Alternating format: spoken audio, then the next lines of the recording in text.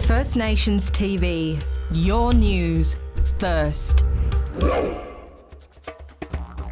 To acknowledge Close the Gap Day in 2024, Danila, Dilba and Darrandirra Child and Family Centre partnered up and held a free community brunch in Malak. Close the Gap Day is a campaign to raise awareness of the poor health outcomes suffered by many Aboriginal and Torres Strait Islander people and the lack of resources available to them. In addition to access to healthcare, other factors including poverty, education and employment have an impact on the well-being of Indigenous groups. Danila Dilba is an Aboriginal community-controlled health organisation, and for us, closing the Gap Day brings conflicting feelings. At a local level, I'm really proud of the work that Danila Dilba's been doing, along with our partners, many of whom are in the room today. We've been working to improve the health and wellbeing of our community here in Darwin for the past 32 years. Last year, we had close to about 12,000 patients walk through, or clients walk through our doors, and we rolled out over 103,000 client contacts. Through our many other programs, including our social and emotional wellbeing, child and families, and our health promotion, we engaged with thousands of more outside of our clinics. Last year we completed about 4,700 health checks. That's up by 1,300 from the previous year.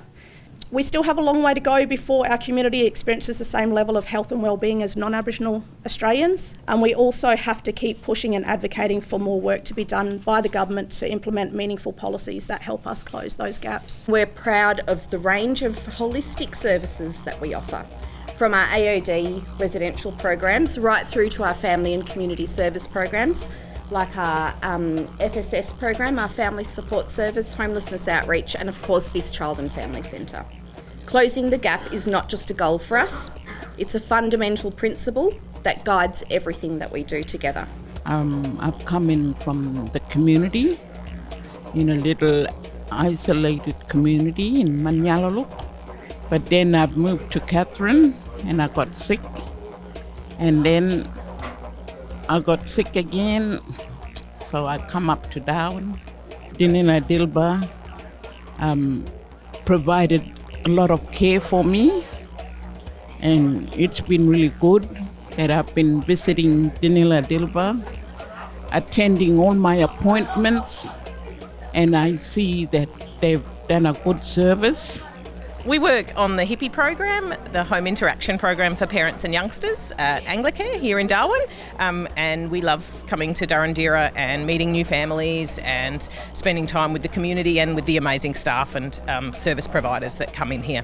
It's just a really good thing to be a part of, and today we bought some early years toys and some books and things just to encourage families to be doing things at home or in spaces together to learn and connect together.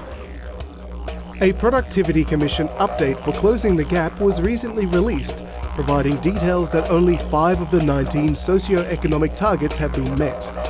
Some of the main targets that have still not been met include the gap in life expectancy between Aboriginal and non-Aboriginal peoples, reducing the rate of Aboriginal and Torres Strait Islander adults held in incarceration, reducing the incidence of suicides, reducing the number of Aboriginal and Torres Strait Islander kids in out-of-home care and in detention. This campaign seeks to close this gap and achieve more equitable outcomes for all Australians. First Nations TV, your news first.